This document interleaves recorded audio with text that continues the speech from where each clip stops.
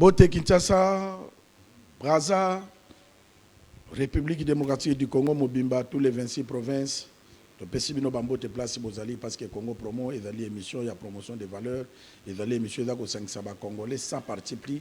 Awa biso to pesa ka conseil même na mokonzamboka to pesa ka conseil na population to pesa ka conseil na batu oyo baponi Congo lokola mboka na bango parce que Congo promo est allé au centre ya mboka bon mais ça na Congo promo comme dans la cahier mon côté to dans la canal de commission mbote mbote kumu kivete mbote pe batu wala na Congo promo na mkola lelo Congo promo émission à population émission oyo ya libre expression oyo to pesa ka les Congolais va s'exprimer par rapport à un dossier actualité, par rapport à un dossier où ils ont la mboka, c'est aussi une émission où ils ont fait peut-être attention peut-être par rapport à administratif et quand même dans lourdeur, mais à travers Congo Promo, on sait que la situation où ils ont passé côté hôtel. Alors, Konzamboka a disposition pour changer et c'est les chronos de l'émission Congo Promo. Très bien, Déco Michel. Très bien, parce que Congo Promo est allé au centre, Bakonzi Bazo Landa, Babola, Bazui, Bazo Landa, parce qu'ils allaient émission, il y a des Congolais, ils allaient émission, il y a Bato, Baponi Congo, Loko Lamboka Nabango. Nous sommes autres, nous pas population, mais nous pas Félix Tshisekedi, parce que Yenda Zali Mokonzamboka, Nayoka, confrère, et Bede Balobaka, Bakonzamboka, Tozo Ebsa Bakonzamboka, Mboka Zala na Bakonzite, Mboka Ezala Kana Mokonzi, Mokonzamboka, Ezali Antoine Félix Tshisekedi Chilombo, Yende, président de la République démocratique du Congo. Bissonyoso, Ezaloza ministre, Oza DG, Oza Nani, Tozande ko accompagner vision ya Félix Tshisekedi, Yango Moni Nyoso Biso Tomonaka, Toye Bisaka, Mokonzi Yamboka, parce que Yende, garant des bons fonctionnements de l'État. Sommaire Nabiso doit visiter tout de suite là, tu peux la télé sur gouvernement à suspendre ba cours na université ya Goma na Bukavu pour M23 a commis qu'on nommé ba DG na ba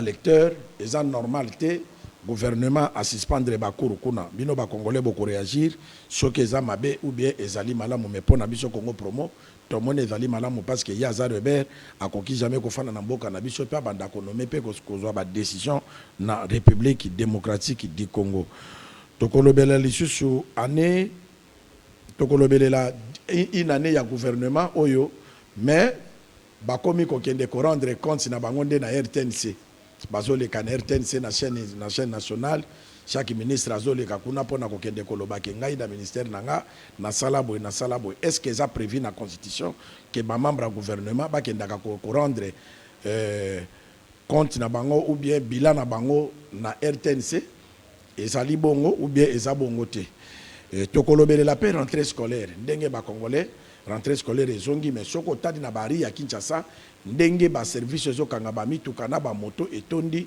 en tout cas na moment où ezalaki mo batika ba parents basombela bana na bango biloko et puis rentrée scolaire ngo andoro ya ba jawana gouvernement central atako futa batute est-ce que l'entrée au bato ba kosombela bana ba kaye na biloko ndenge nini atako biso to sala kate mais bato ba sala ka bazo mériter bazo salaire na bango et ko sala malamu mingi Déco Michel Luangi olandi sommaire ndenge ko motangi sommaire na ye tokota siko na sommaire ndenge ba suspend gouvernement a suspendre ba cours na université ya Goma na ya Bukavu pona M23 makamba komi ko sala est-ce que zali mabe ou bien malamu très bien comme le gouvernement suspend car cours na ba université mokote a suspendre na toutes les universités publiques au ya nord na sud Kivu et dans la Goma particulièrement na Bukavu à peu près 9 ou bien 10 gouvernement a raison d'autant plus que M23 a commis qu'on a nommé par recteur.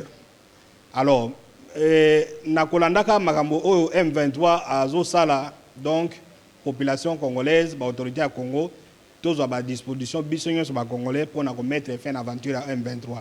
Parce que ba décision a commis kozwa rébellion mon côté etikala ko sana mboka oyo. Nous avons commis des rébellions depuis de 1960 ti to commis awa. Il n'y a aucune rébellion o a sala ba atonga ba infrastructure pérenne.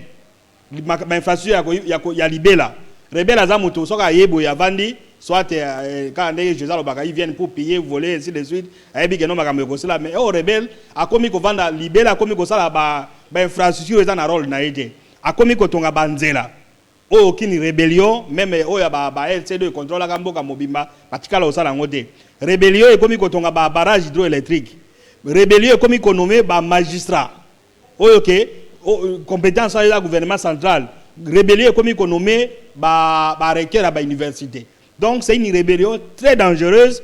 Donc, la population, on doit tout mettre en œuvre pour que l'aventure soit ici. Nous, donc, c'est dans la côté opposition et dans le gouvernement. Ils ont se retrouver en guerre. Parce qu'une guerre comme celle-là, en tout cas, ils ont se retrouver. Par exemple, à cause de la guerre, donc tout ça, alors, nous à comprendre que non. Et biloko ba ba balkanisation wana eza nango ya lokutate et bani ko se manifester égard ba biloko ba M23 comme ko poser mais ndeko Michel au répondre en clair il faut ba congolais ba comprendre est-ce que ko suspendre ba cour kuna bango ba ko respecter parce que comme loko la pays na bango ndengo tiko loba que bakomi ko sala banzela bakomi ko tonga ba hydroélectrique bakomi ko sala ba makambo bakomi ko nommer ba magistrat bani ozomona teke bakomi sikuna pays sikoyo biso tozana mokonza mboka awa nino koloba na Félix Tshisekedi parce que na diplomatie to gene États-Unis ti de lo batwana bango wana bafandi wana bazo bouger te bon biso awa to fandi pe kaka mais ozomona mikolo yo ndenge ba généraux na banani ba onyokola biso na nzela na ba embouteillage nde ba okende ba sens unique même na kopesa rapport na général ba pesi ya misala ya nzela zo kombola nzela parmi ba garde netanga ole kana 24 moka bukelinga rétroviseur nanko pour na général ale ka général doit sens unique ngana telemi na bande nanga mais ba bukinga rétroviseur bazo tambola ba sens unique ce sont des militaires tozana ba soda bazo futama ba généraux bazo futama mais qu'est-ce qui manque pour na ba récupérer mboka na biso oyo M23 oyo komi lokola mboke kabwani to fallait faster parce que tango rebera komo tonga banzela rebera komo nommé or que salamate même rebera rula Désiré Kabila tango ayaka ko se proclamer que na komi président de la République na Lubumbashi. Mais oyo ya yeka kazuika ka des provinces mais ekomi lokola a commis président de la République ozomona te que c'était danger public nini okolo bana mokonza mboka pona commettre fait na biloko nanga zoloba parce que kozwa ba déjà ko suspendre ba cour kuna eza nango sans impact parce que batuna yona ba ko créer po ya bango pe otir pona ba cour na bango. Non, mais vous avez raison, c'est-à-dire que le ministre de l'enseignement supérieur université a suspendu, il n'y a pas que ça, même Babylone a magistrat, le ministre de la justice a protégé ça qui ils ont nommé les magistrats, ainsi de suite. Alors, c'est qu'on rappelait Bango que M23 est comme une rébellion très dangereuse pour la Sylvie Mboka. Comme on a dit qu'on ne peut pas discuter avec eux parce qu'ils ont pris les armes. Prenons les dispositions pour la Kobengana Bango. Parce que dans le sens mozoté. Rébellion, au moins, il peut arriver pour eux, comment frapper Mbongo, comment ça franc congolais na Bango, ou bien franc ya Est, ou bien Banine, tout ça. Donc ils sont en train de poser acte oyoke, et autres déstabiliser Mboka, Kozonga na Bango, ce n'est pas aujourd'hui et demain. Donc le gouvernement doit prendre les dispositions. Comme on ne veut pas négocier avec eux, et que bino moko bon na babilok bazo sala ezo bafoué autorité à l'état qu'on nommé ba recteur ko sala boye ba sala ni alors décidons prenons engagement nous avons parce que toi na basoda nous avons des richesses babong ezali tout ça on peut décréter que non nettoyage qu'on a mois d'août 2026 que non en tout cas août 2027 pendant une année to bunda to récupérer parce que ça sera à la meilleure chose parce que quand vous les laissez battant on a ko sala et puis c'est pas une rébellion quelconque basée à la frontière.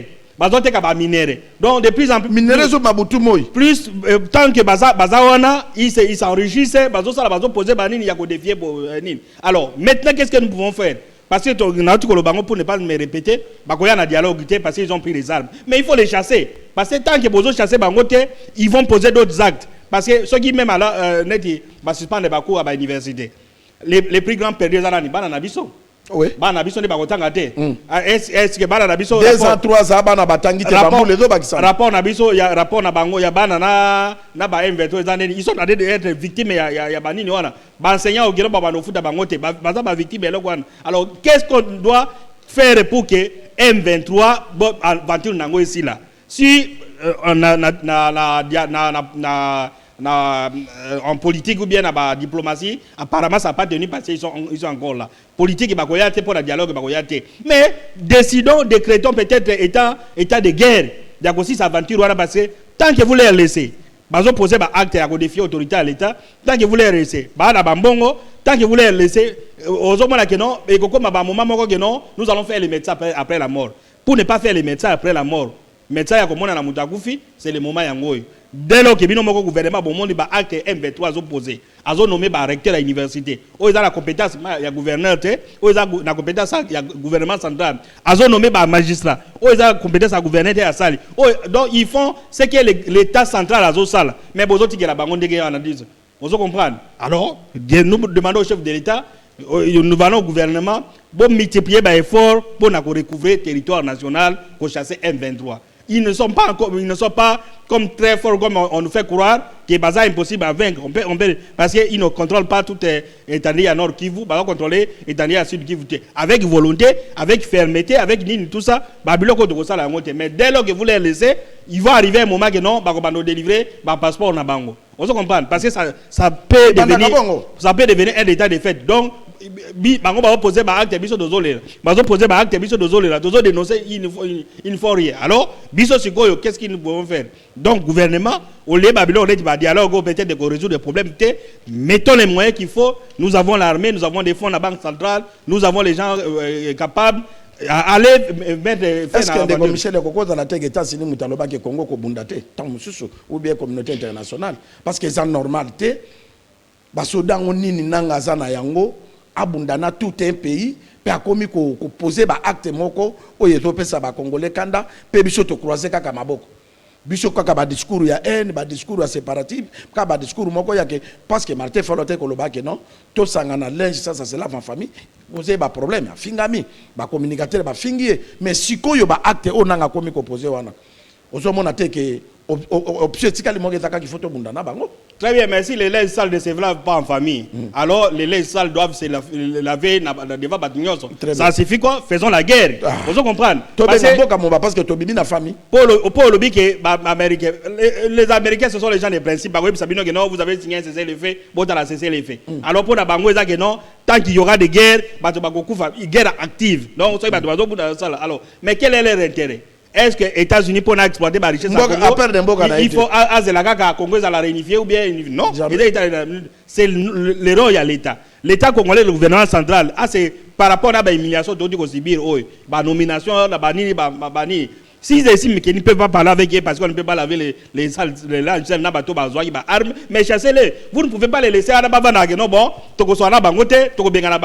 mais ils vont continuer à poser des actes. Ils ont humilié Mboka. Comment une rébellion a nommé par recteur? Nous étions avec vous dans Gemena. Place au MLC et contrôle là. Bemba il est originaire de Gemena. Mais tout le monde attend un mètre. Il y a asphalte au Bemba Salagi à Modé. Ils pouvaient même construire les barrages. Alors comment une rébellion? Un rebelle chef rebelle Nambokanae a salité mais Bato Moussouba comme Goussala. Et puis Bozo Mona Botique la Bango Boy. Donc notre appel c'est pour demander au gouvernement que Bozo Babiloko M23 Zosalango au sérieux. Babiloko balkanisation et yaka malem et comme aka la boy. C'est-à-dire que non, il pose les actes. Boko mesana bobosani bosale le côté combien d'états de fait parce que Babiloko Bazosala wana c'est une humiliation pour l'État. Alors na dialogue et aussi matin parce que boboy baya. Mais allez les combattre. Mais il ne faut pas compter dans la communauté internationale dans les États-Unis. Il ne faut pas, nous ne pouvons pas être naïfs. Il y a comme on que non, quand les Américains vont dire un mot, ne soyez pas des naïfs. Vous comprenez? L'État s'assume. Et puis, la rébellion, donc l'État doit s'assumer. Donc, c'est ça. Donc, ne soyons pas naïfs. Il y a la diplomatie américaine, il n'y a que des façons de recouvrir l'intégrité à Nord Kivu, Sud Kivu. Deux façons. Il n'y a que des manières. Première façon, c'est pour négocier na bango. La négociation de boy. Deuxième possibilité, c'est la guerre. Comme ça, la guerre, il faut chronométrer que non, bon, maintenant on déclare une guerre, pendant autant de mois, peut-être autant d'années, comme ça nous allons recouvrir l'année. Mais compter sur la diplomatie, non, américain, Bagoya, en tout cas, ils vont continuer de poser des actes et nous serons toujours derrière pour réagir à Bakamna Bango. Des commissaires, nous me répondre à mon à l'époque, on appelait bien émission dans direct à téléphone. Maréchal Mobutu a kendeki na guerre zalaka guerre à 80 jours hein, si ma mémoire est bonne. Guerre à chaque. Hein, Mobutu a kendaka sur place.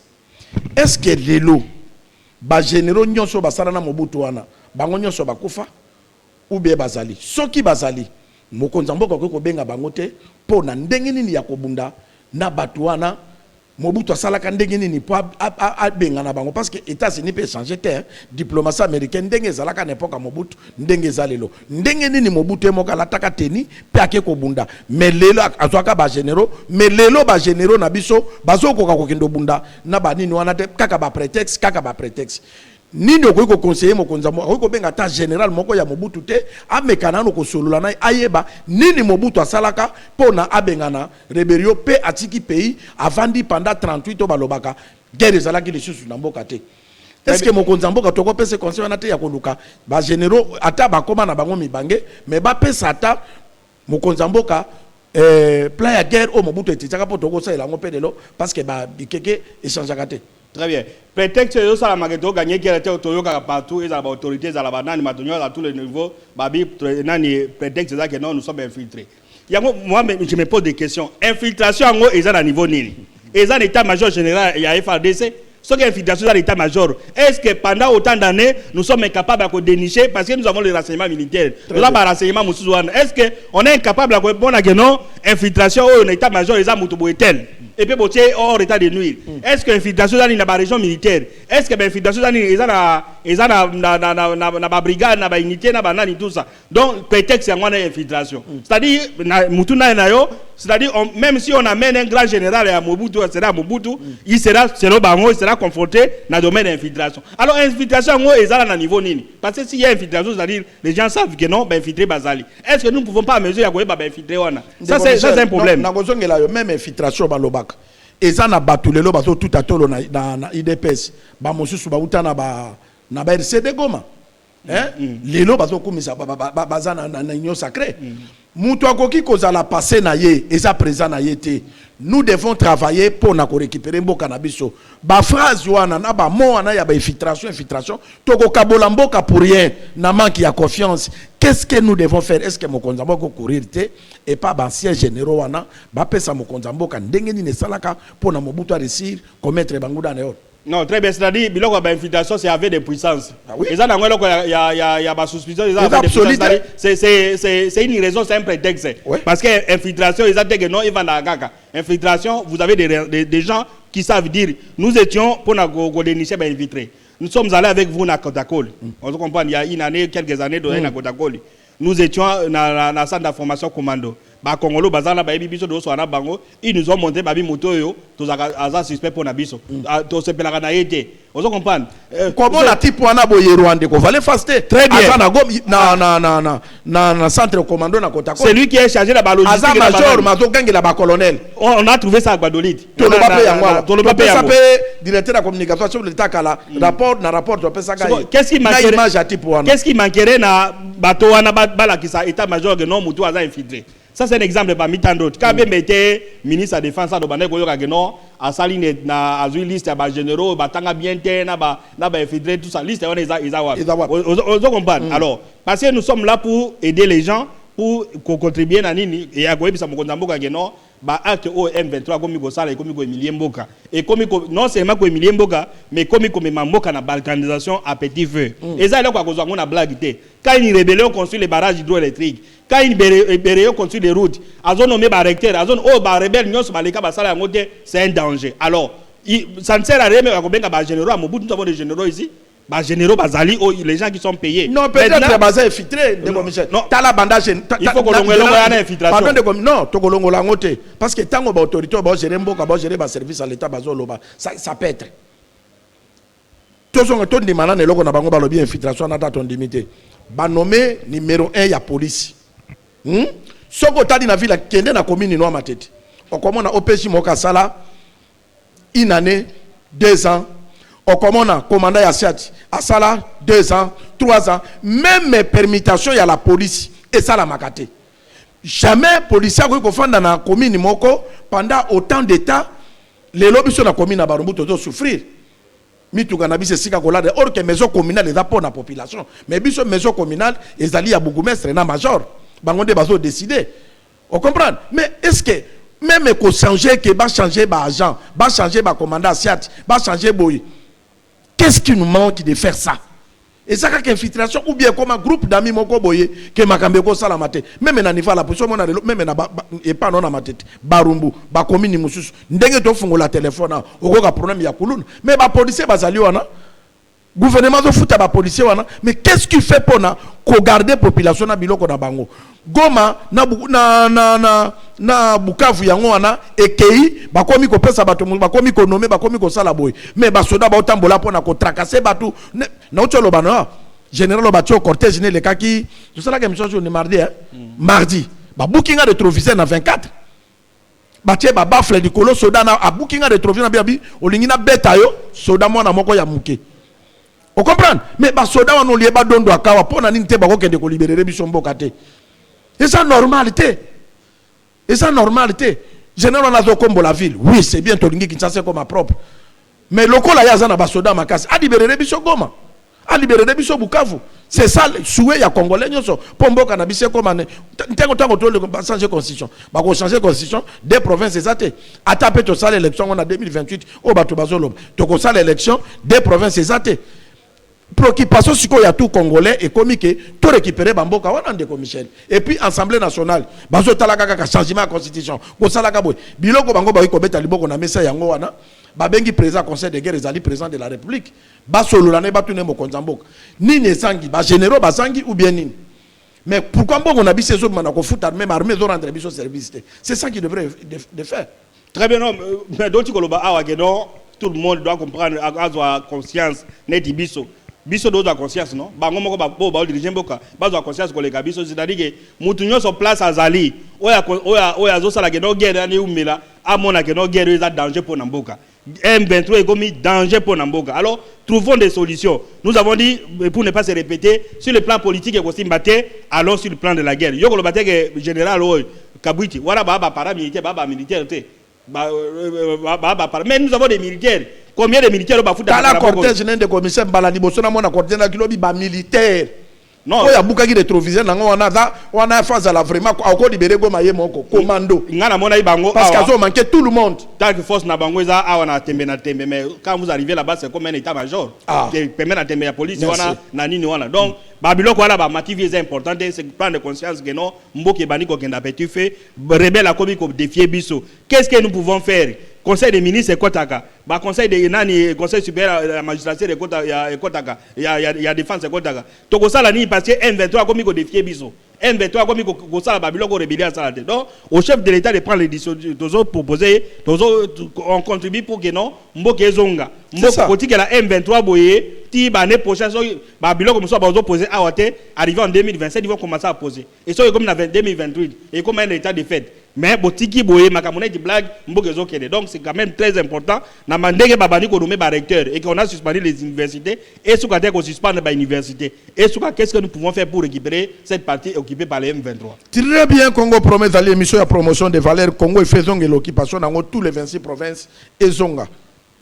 Et zonga il y avait un chef coutumier abenga ngalobi kumu yebisa mokonza mboka abenga ba chef coutumier to kotinda banzoi na tuni yo ko ikotabi non monde milimo premier chef coutumier zali mokonza mboka soki apengi biso apesi biso ode to kosala ngo président de la république ba chef coutumier ba besoin ba chef coutumier ba na Kinshasa wate ya ba province moto abenga nga zana boy zana mbandaka nzamba bakoko alobi yaza capable ya kotinda bandika kotinda banzoi pona ba benga na peto récupérer Goma na Bukavu si ça verrait que mokonza mboko yebite o kotinda délégation o bengi bobo boloko o ya représentant na ville mbandaka akomona nzamba bakoko pona to sato utiliser tous les moyens pour na kobenga na bato na batika mboka na biso parce que mboka eza ya ba congolais il faut mboka na biso ezonga mobimba mboko eza na mibali boye mboko eza na mboka bato mineur bato ya valeur boye moi 2-3 personnes baso occupation ya mboka na biso pe baboto na biso des provinces ba bandoteka ba minéraux na biso pour na bango ba ko makarishi en tout cas vrai congolais akolala pongité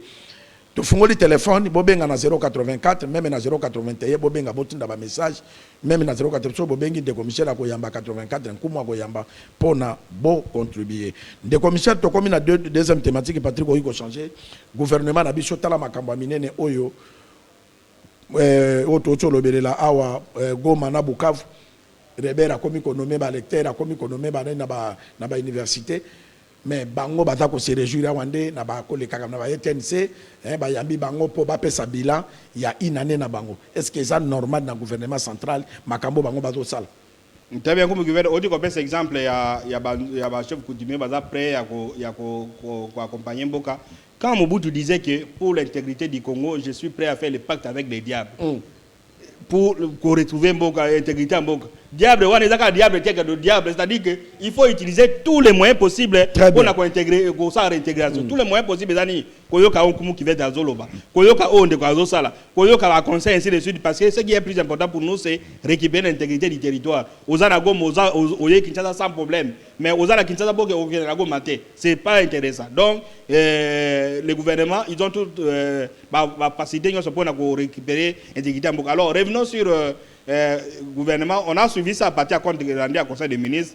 Je crois les tout derniers conseils des ministres, les ministres vont faire la redevabilité une année, chaque ministre a ça la domaine à présenter. Nous on passait comme si chaque ministre a présenté que ngai ministre tel mais là ça devient une tribune comme le Ghana TNC. Or la TNC ce n'est pas le peuple congolais. Bazo bengango public ya TNC. Donc bato balanda ka TNC. Vous comprenez? Ministre a kosa redevabilité na TNC. Non, na idée ministre lobby peut-être être le l'Assemblée nationale ya onde ka na maka. Non, les sondages bimi na mona ka dans journaliste moko ya TNC. Les chaînes nationales pour na makamusus. Mais au makambo etali l'état redevabilité assemblée ministre azar redevable na journaliste ya TNC, azar redevable na ministre la journaliste à Congo promoter, ministre azar redevable na assemblée nationale. Très bien. Vous comprenez? Bango il fallait pas que dans l'assemblée nationale chaque ministre que nous venons de totaliser une année. Ngai ministre de la jeunesse de grâce Coutino au domaine na ba critique na ba réseaux sociaux. Na domaine nanga pendant une année na saliboy avec un rapport, avec les documents, avec des chiffres. Parce que quand ils vont à la ETN c'est des gens qui vont raconter leur histoire. Avani un journaliste adobé na idée nae azoyo kaye mais azoyo baté adape fananaye. Mais à l'Assemblée nationale, vous avez les ministres documents, statistiques, ils donnent ça aux députés 48 heures avant. Dans le domaine, na saliboy, na électricité, na saliboy. Les députés vont poser des questions. Pourquoi au salaire était passer par recommandation. Ces recommandations vont vous aider à au koya la présentation du budget pour changer makam. Mais quand vous allez là-bas la ITNC ko sala tribune nabino et anini et ko servir les côté. Mais à l'Assemblée nationale aussi ba kendakate. Et puis tant on le capitaine RTNC jamais population sur Bagolanda.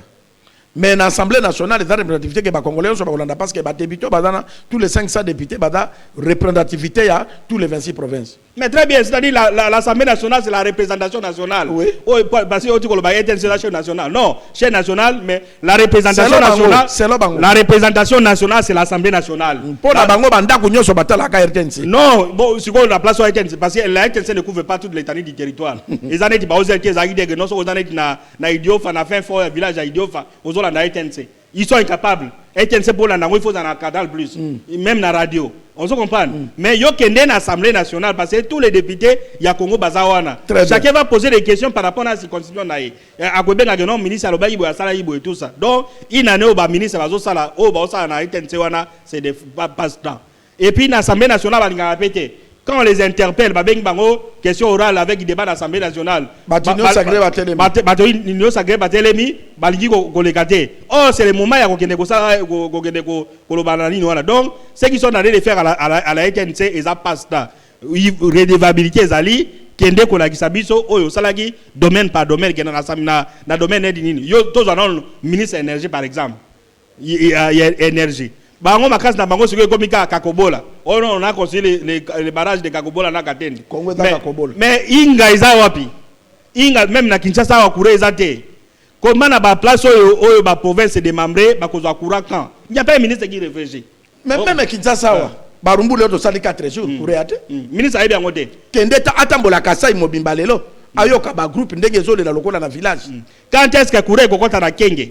Parce que c'est une province de Mambré. Quand est-ce que Kouré kokota na Bwende? Quand est-ce que kokota na Buta? Mais ministre a bien voté. Ministre Yekaka, redevabilité na ETNC wana non, nous avons augmenté le taux de décès en électricité à 10%. 10% mweza wapi? Kinshasa est éclairé même na kadeka. On peut ça bango programme à mobile coup de tribune nango moko etikala ki ngwana linge 4. Donc ba ministre à gouvernement oyo en tout cas quelques-uns se sont illustrés mais bilan na bango est vraiment largement négatif. Dans le domaine des belés, dans le domaine des belés, ma marché de. Alors, 42, sur 43 ministres, on va travailler 3 bien 4. Une cinquantaine de ministres, mais on a battu ça. Donc, nani babilo ko ba redevabilité bo ça na été wana eza elo côté. Donc, ba député, bino ba ministre, gouvernement, premier ministre, ayi ça ba ministre na jour ba député ba kozonga, ba ke de kola ki sabiso qu'est-ce qu'ils ont fait pendant une année. Une année ça mi ko belé avec tout l'argent que vous avez dans ce pays. Donc, les ministres ont la responsabilité. Et puis, lorsqu'on prend n'importe qui devient ministre. On comprend. Parce que notre erreur n'a pas de commettre n'importe quoi non. On comprend, on sait que les fonctions politiques équipent à critères. Donc comme c'est une fonction politique, n'importe qui peut devenir ministre. Ministre, conseiller, aider. Non. Fonction politique, ministère, ce sont des postes techniques d'abord. Très bien. Ministre énergie, c'est un poste technique. Il y a quoi la compétence dans. Qu'est-ce que nous pouvons faire pour la compétence de l'électrification? Les conseillers viendront ajouter na oyo mutayebi. Mais quand vous prenez Bato Basalate, il a été en Europe, à Salabani, il était nommé ministre une année, à quelque chose scénario na ETNC, 2 ans, à ça 3 ans. Et puis tout mandat. Tout mandat est badi ko sala gabo parce qu'on n'a pas recruté déjà compétents et compétences ils ont na terrain. Si on de commission ndenge yotindi bango na assemblée. Est-ce que on dit que ba débat ministre ba okena na assemblée? Non, parce que même ata ba kena assemblée nationale les amosiki kuno kutaka kinyo sake. Non, natindi bango na assemblée que zakade na assemblée. Ils ont été investis na assemblée. Donc lingolo ba ke ba yebi ndete. Ba yebi angote donc ba yebi ango mais bango ba mona ke no soko legi na assemblée comme on veut te sacrifier. Oh, c'est constitutionnel. Vous avez été investi dans l'Assemblée nationale. Yo que doit pas contenir l'Assemblée nationale. Bâtir l'Assemblée nationale tous les mercredis et un jour il y a question d'actualisation, il y a un contrôle parlementaire tous les mercredis. Mais au moins la baïa raté. Bazo banga. À ce soir bangi et comme interpellation ici de suite mais yo bavuda yo ponani. Vous avez été élu ministre ponani. Ministre pour le que de ça là redevabilité na ETNC. Té autant bon na Jérofar. Patrick Mouya yazo yambabino parce que comme journaliste yambibino wana allez, bino boto pesa. Wana pesa même à ba briefing basala wana ils sont contre-productifs. Ils ont apporté rôle à ministre d'été. Quand vous prenez 3 4 10 journalistes pour poser la question à ministre aye koloba et quoi apporter ni ministre affaires foncières. Yebi sabiso état ya ba concession. Bazo buka banda kwa bato. C'est pas dans un point de presse que nous pesa banini wana. Okoloba non une année on a contagi nous avons trouvé tel secteur et salamité. Yo côté na biso de côté na biso okokendo la kisande bato ba pesa ki au pouvoir ba député. Mais yo peut député ngozo linga ete ozoko ka député te. Député pe moi à sa rôle na ezati on est en train de tourner autour du pot. Moyen quoi avancer na boka ezati parce que l'été comme complaisance députés ont protégé l'Assemblée, l'Assemblée a député, le gouvernement a se protégé. Et c'est les comme des choses. Très bien, de Michel. Aboutang un message na félicité ba Congolais parce que biso soki tozolo ba awa toza ko yebisaka mokonzambo ka ke Congo eza ya ba Congolais. Ba Congolais nde batia ke liboso wana mokonzi. Turo yo soki remanyeme ko ya tia ba ministre baza compétent ko landa lisusu. Ba liste ya ba cadre ba parti politique to batinde la ko basi na bango bana na bango bandeko na bango ba compétent ba parti parce que soki atie compétent akobanda ko tinde la rétrocession nyonso na parti po ya banda ko dondwa c'est ça tina batinda ba komba ba compétent alors tala kande mandat na yo nde zo risqué parce que lelo Félix Tshisekedi de éternalité mon nyonso za ne bandeli pas na suka est-ce que na suka na yo babanda ko beta solo que le seul gouvernement na mandat Félix Tshisekedi a normalement ba compétence teka ba compétent parce que biloko esalama na mboko tango nanu to mona te ministre inane na ye akende ko rendre compte na ye na RTNC et salamate journaliste aza ko reprocher bango ke ba kene na assemblée et salamaka te bango nde bazo gérer biso il faut ba ye ba bato bango bazo gérer parce que biso to ko reprocher ka bango te na ba erreur ya minene modèle wana donc c'est grave de comme tanga 5 messages. Bonjour Congo Promo, vous avez raison que le président invite les chefs coutumiers de Mbandaka dont vous avez parlé. Voilà, il n'a pas écrit son nom. Ndeko koma kombo na yo, ototo tanga message de kotanga kombo na yo. Bonjour Ndeko, c'est Martin, je suis dans les Kasaï. J'aime beaucoup votre émission. Félicitations pour tout ce que vous défendez, tout ce que vous nous défendez. Bon, voilà, bah, message.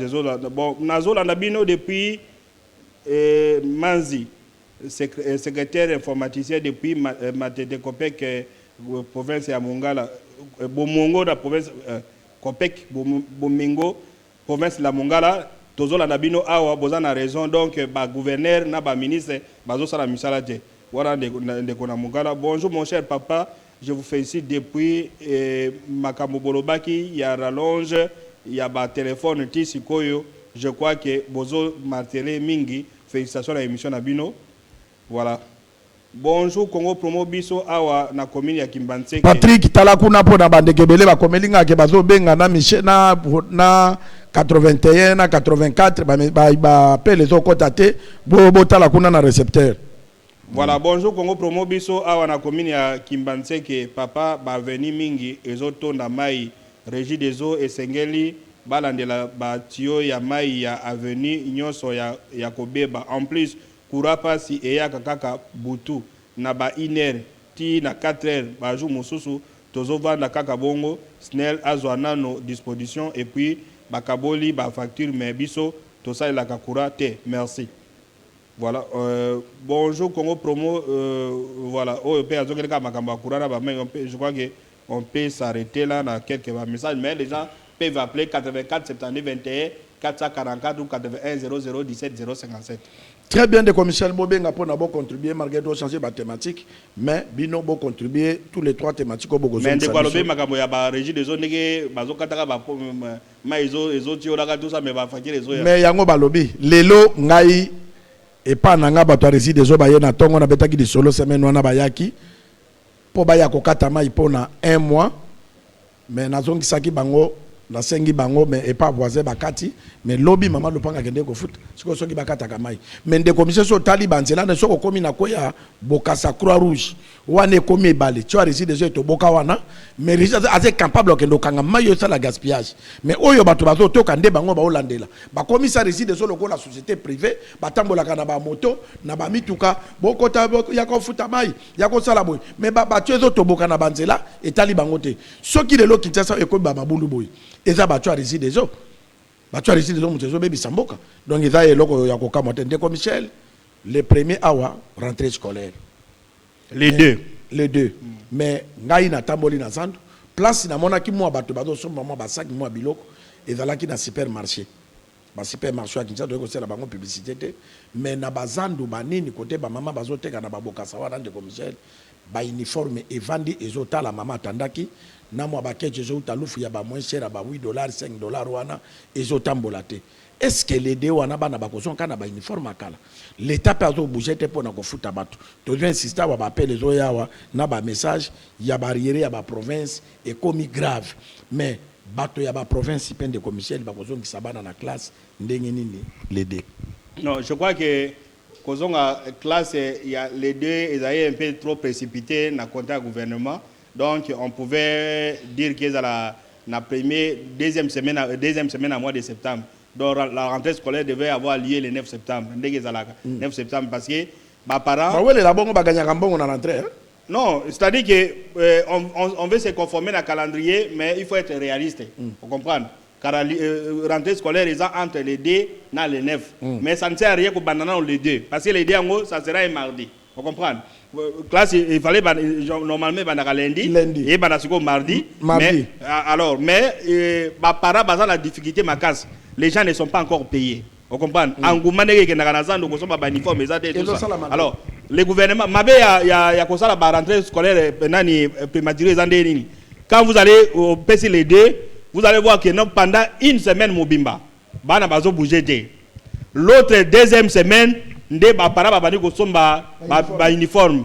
Troisième semaine donc jusqu'à le 21 septembre nde bana ba ko na classe. Bana ba retard. Bana ba retard. Au moins que ba école mususu ba fonctionner normalement ba mususu ba sali. C'est-à-dire on devait tenir compte na pouvoir d'achat ya ba para. Bana ba kende congé oui ba zozonga na bango date a bien ngeza le 9 septembre ou bien le 7 septembre ou le premier lundi entre le 9 ou le 7 bana bazongi, vous allez aider les parents. Parce que les parents, la plupart, tous les gens les gens ne sont pas payés. Mais commissaire, ceux qui peuvent respecter les neuf. Mais ceux qui ne parlent pas de foutamité, attends les neuf, non, mais c'est ça justement. C'est-à-dire qu'il faut que le gouvernement qui va foutre. C'est-à-dire na bato ba foutami sikoyo na ba fonctionnaire, je crois ceux qui ba foutami ba benga biso, la plupart les akaka ba enseignants, quelques ba enseignants, on comprend? Quelques ba enseignants na Kinshasa. Pour na kobanga ke classe. Quelques ba enseignants na nini, mais ba fonctionnaire, ba foutamité ba muso ba saïdé et puis ko foutama, quand on dit ko foutama, ils a fait d'entraînement. C'est-à-dire que muto a foutama na l'état. Yeso iba fudie akogendo afuta kandako ya mutu. Comprendre? Afuta kandako ya mutu, ndako wana mbongo na yewana ya mutu ekoide ba afuta ndako. Donc ezaka fonctionnaire moko te, c'est-à-dire mbongo mutu ndako wana pa kendo sombe la bana bakaye et comme pas maman kaye. Maman kaye pa kendo sombe maman la mère. Asombi maman la mère pa ke ko sombe la maman la kaye. C'est ça la routine. Donc ezo ça les loko wana. Alors lorsque pourquoi? Parce que l'État c'est le plus grand employeur. Na bato basala na Congo awa 80% ça bato à l'État. Oh l'État fout. Alors ceux qui l'État les salami à côté à l'État wana, vous allez voir que non, ba rentrée scolaire, vous venez donner une date. Les écoles pilotes oui, n'est pas école catholique, mais là aussi na école catholique il faut le dire. Ngai na kene ko komisa mwana na école catholique moko na première. Donc commence au 7e journal de classe, journal de classe na cahier de communication 67 000 francs. 67 000. C'est Kabambar par vous comprenez? Journal de classe, on va avoir 1000 francs ou bien 2000 nani. Vous prenez 67 000 francs. On comprend? 67 000 francs quand on a journal de classe nani. Si on a bagisa uniforme, on bagisa Lacoste pour na bango batanga so vendredi na samedi batanga Lacoste. Donc moi babiloko wana oyo keso ko sombi yango na cité, ça ne peut pas arriver à 20 000, mais l'école catholique va comme ça on a 120 000 francs. Très bien. On comprend? Là aussi c'est rôle il y a l'État. Il y a l'État qui contrôle l'école. L'État il faut dans la kamakasi, l'État a muta dissuasion. Pour envoyer moi dans mes bolobi non, avant boya ko za résultat na il faut foutre $30 ya nini. Ote église catholique a 5 $30 à ba para. Na ba nobino bo renvoyer, na ba oyo po ya ko zo kaka résultat futi mbongo ebele ane mobimba, mais po azwa kaka aya ko signer bulletin moi na il faut foutre $30. L'État a pris ça, a pris en charge la rémunération, bango ko futa ba minerva, ko futa bango ba salaire na bango, mais article bango laisser aller. Donc tu comprends exemple, journal de classe na cahier de communication 67 000 francs. Bon bana combien? Bana baza combien? Alors au moins ils peuvent inscrire à peu près 70 et nani à peu près 1000 élèves. Azuna 1000 élèves besoin 67 000 francs il y a cahier de communication. Au lieu que za minerva à compte 750 000. Même biloko ba la gratuité enseignement, ba ça gratuité oui, au ça la gratuité bien à école primaire. À cause de l'école primaire té. Akoya comme na école secondaire. L'école secondaire yo kuta ba mbongo yo geno oyo incroyable à cause ça la té siko ba na fonctionnaire na futa maka 750 000 francs. Oyo ba ko kende ko futa kaka compte à compte na 750 000. L'État d'abiso a commis très défaillant na makambo ya classe. Moi le kutu Mandela lo ba geno vous voulez sacrifier un pays, babanagana ko sacrifier bango éducation.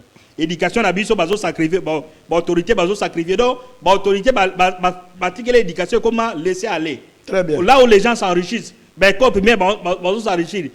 Biloko neti ba tina faible. L'État a zo charge nango. Mais au moins école privée, ba fitem bongo, ba ça. Bongo bimakebele. Bongo bimakebele ainsi de suite. Donc l'État a vraiment faible na makambo ebele ba tikela. Pourquoi cet État est faible? Parce que est-ce que vous avez que ceux qui sont faibles, l'État, mais les ministres, les ministres sont nommés, ministre vraiment, en tout cas, tout le monde a dit que les ministres sont mais oyo mamoyo vraiment, n'a pas qualification comme ça. Non, je crois que parce que dans moment na yeba tout bazo nyoko mama kasi contrôle les athées, suivi les athées et le comment les athées. Non, au moins n'est pas la mission, c'est-à-dire que complaisance c'est ça vacances là, il y a notre le bango ma fonction politique et na cabinet et pas la mission pour être ministre critères des athées. Très bien. Critères des athées va présenter yo na parti politique na yo, ba yeba ko za originaire la province Boetel, ça s'arrête là. Et si l'obéi. On comprend. Cursus ya ko yeba que non enseignement primaire et secondaire et ça nani base il y a vie à moto. Qui peut être ministre? Vous comprenez? Nous avons des syndicalistes si on a syndicat. Bato basala ba 30 ans d'enseignement. On comprend.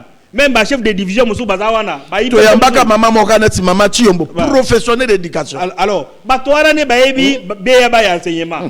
Quelqu'un qui a été en Europe avant na poto ti mbala moko ba nommé ku tazala awate ba nommé na poto ba nommé azala ba zela ono ministre ba zela akoya akozala ni comme c'est un domaine où bon belé il va s'enrichir mais akoye ba te que non ils ont apporté le côté donc ba parents lelo rentrée scolaire ba fixer les dés mais vous allez voir les dés en un jour tout ça là Congo promo A 150 téléphone ouvert vous constaterez que non tout y a participation tongo Patrick akotambola tala na ba école soki bana baye vous trouverez seulement quelques écoles pilotes à catholique awa na di ba collège ba Saint Raphaël ba Bobo to na banane mais l'état ne se résume pas dans ba école wana on comprend kuna pourquoi parce que ba école na kutu ba nyoko la population mais oui là-bas compte 750 bana ba urgei ba compte 750 ba compte kutu te bango na bana 7e ba ye liboso il faut ko futa $425 cash so futi to zo ka o doit bien de vacances te allons de Kobengu api Congo contribution de na Congo promo.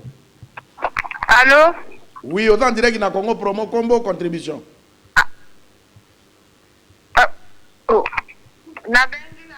Na monga fula. Oui, maman na monga fula pesa combo o contribuer.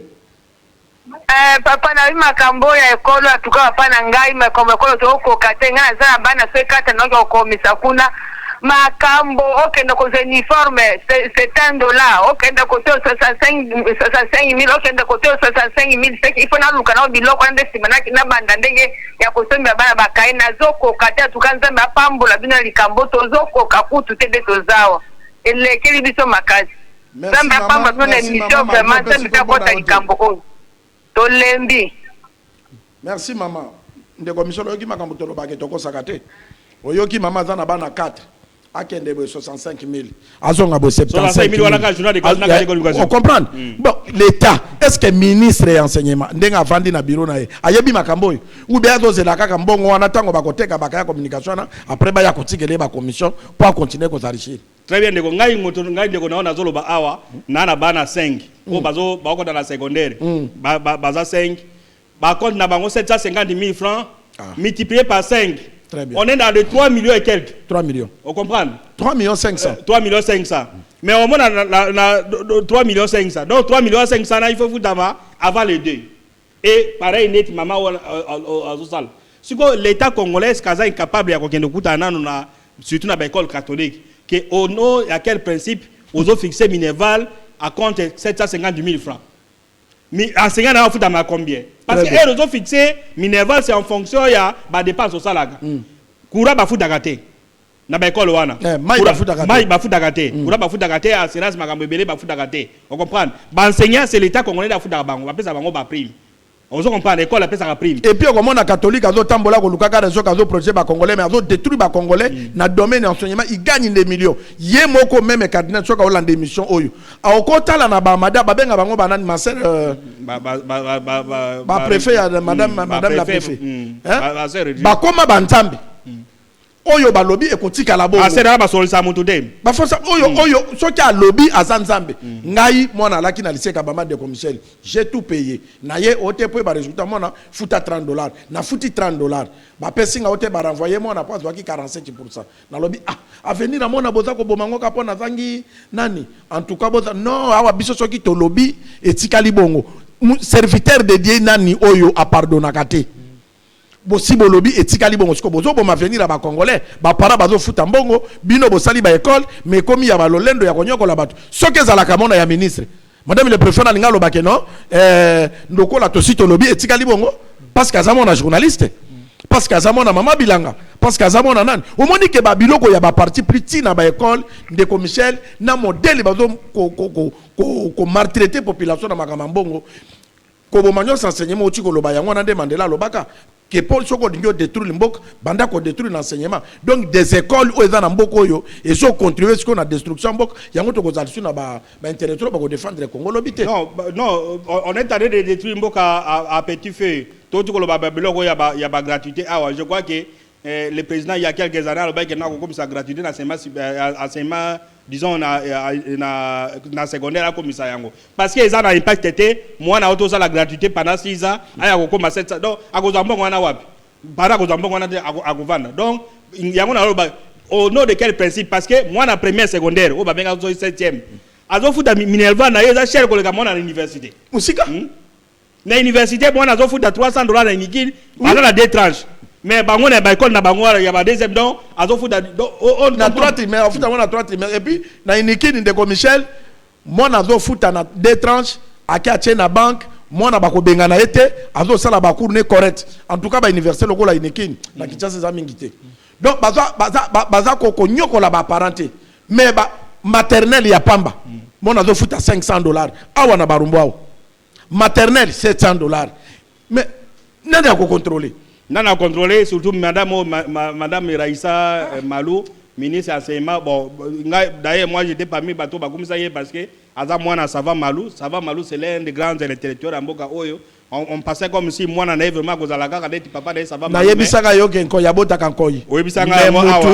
aza lokola koité madame Raissa Malou par rapport na papa na par rapport au respect de a abandonné enseignement yango ba prévu ngoy ba Minerva zo pesa ma donc moyen en tout attendement ba enseignant bazo ba para bazo ko futa mais azawana bazo tika bango donc c'est regrettable. Alors je voulais terminer ce domaine ya enseignement parce que les autres le bien rentrée scolaire le bien enseignement supérieur universitaire ne loko ya LMD batoyo ba ki ko pesa président Félix Tshisekedi conseil ya ko sala LMD balingi yete balingi bokate et puis ba conséquence nango ko mona na d'ici 10 ans. Au moins une génération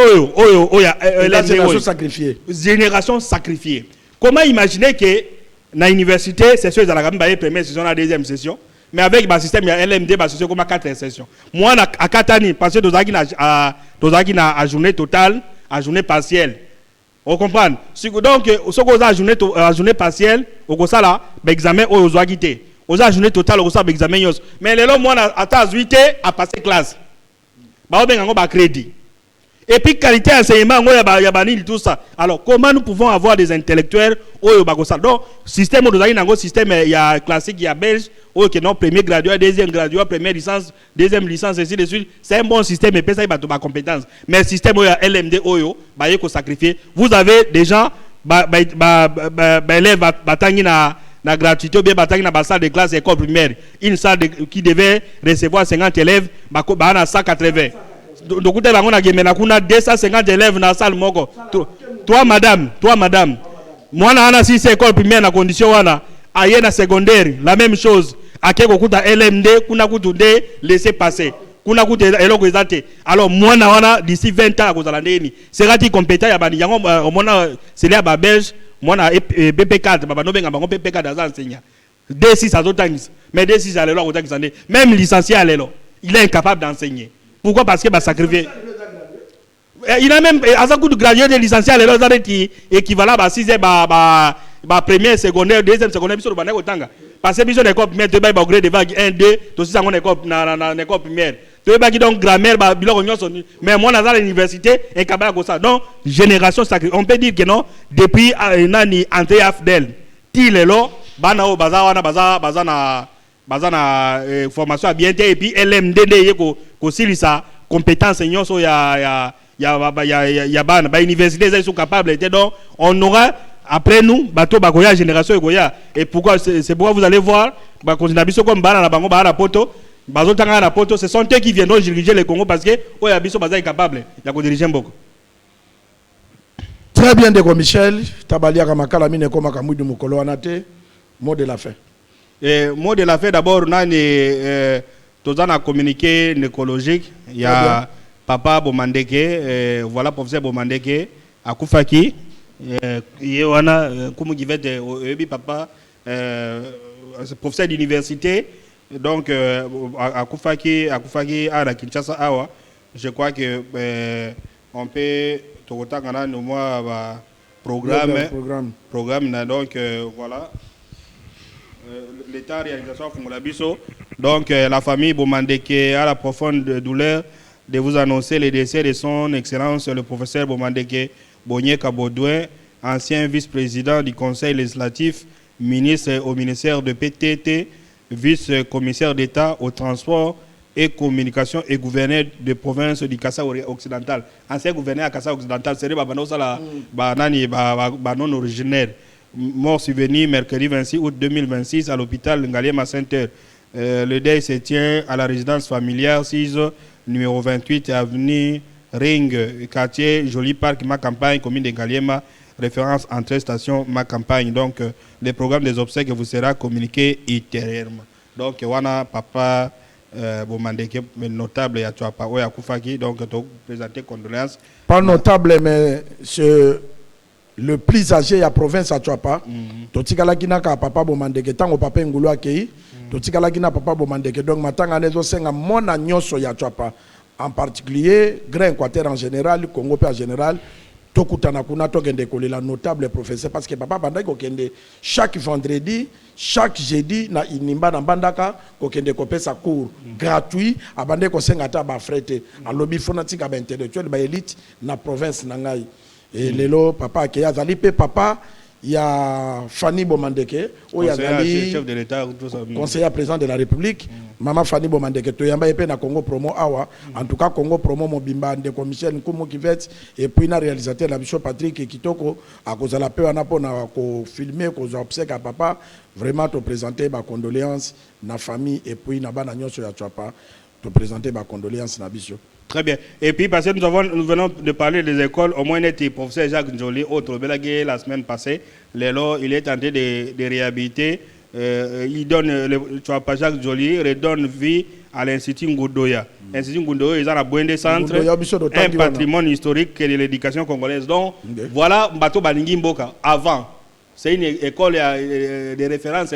Tala le professeur Jacques Njoli, député national à Sali. Et à Sali, na Bwende, il est tenté de faire en ce moment na Mokoto à réhabiliter l'institut d'Ikela et l'institut de référence donc tout a besoin d'autorité député s'investir dans le domaine de l'éducation parce que tout le monde éducation bannique aussi ça là net de mot de la fête au PCI batwalandi Congo pour moi les lots mbote au PCI DG Henri ya TC au yaza des passages na Kinshasa mbote au PCI batonyo so balandi Congo promo essentiel émission to lobai qui M23 c'est un mouvement rebelle très dangereux pour Namboka azo kotonga ba école disons azo tonga ba infrastructure pérenne au yaza la rôle ya rébellion té a komi ko nommer ba DG ba université a komi ça donc prenons toutes les dispositions possibles pour que non, Babengana M23, comme M23, moi, je négocier la banque, ils ont pris les armes, on doit les chasser par la force. Parce que ce boutique lié, 2027, il va composer Bakambo, il y a normalité. Et nous avons également parlé de ce qui se passe au niveau de la redevabilité, le ministre, comme il y a la ministre, une année, le gouvernement, il a été et l'autre côté. Les cas de l'Assemblée nationale, allez expliquer, parce qu'à l'Assemblée nationale, c'est la représentation nationale, les députés, non.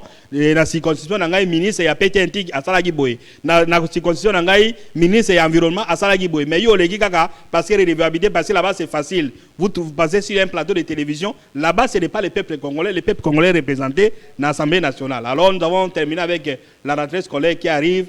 Les parents ne sont pas pressés, disons, ils ne sont pas encore prêts par rapport à rentrer dans Bango. Je crois que c'était un peu précipité. Il y a côté à l'aider, on aurait pu faire les 9. Alors, ce côté bilan, on a précipitation. Vous allez voir que non, nous allons perdre 3 semaines. Il y a par rapport à uniforme. Mais heureusement pour cette année, on n'a pas su qu'il y a des menaces, il y a des grèves et tout ça. Mais côté à peut-être on paye, mais l'État doit payer les gens. J'ai suivi les ministres des Finances. Na tribune na bango ya été nzewana azo se prévaloir tout ça mais ministre des Finances ba province c'est 5 mois impayé ministre des Finances yoza ministre des Finances mais incapable à continuer alors importance dans les années quand vous passez à la ETNC na redevabilité la bino vous sortez comme un savant mais vous êtes incompétent. Comment un ministre peut ministre des Finances yoza kese ya mboka mais la mboka musuba to basala raté bala musuba la linzala même na Kinshasa les gens ne sont pas payés.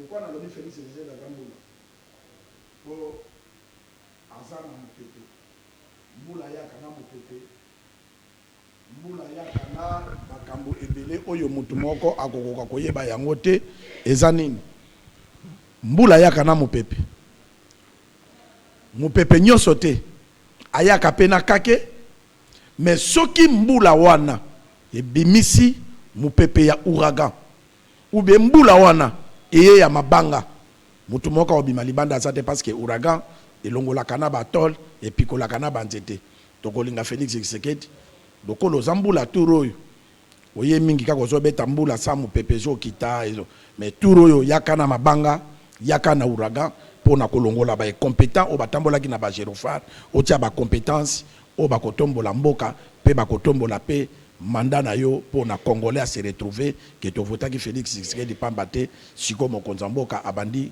kofuta biso nkomona de commissaire de bazali balé o bakanga mabokete bye Bye.